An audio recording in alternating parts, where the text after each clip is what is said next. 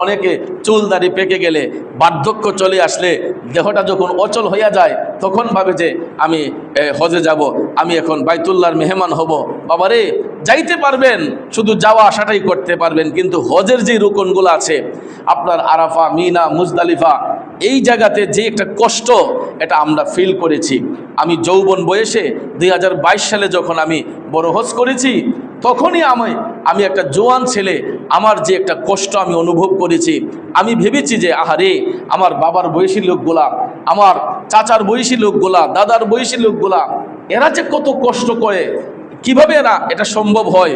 এই যে মুজদালিফা থেকে আরাফা, মিনা, মুজদালিফা থেকে মিনায় গিয়ে যখন পাথর মারতে হয়, শয়তানকে পাথর মারতে হয়, এই জায়গাটা যে হাঁটতে হয়, আপনার তাঁবুটা যদি খুব কাছেও হয়, আপনার এখান থেকে হাইটা গেলেও কিন্তু অনেকটা সময় লাগে, অনেকটা সময় লাগে।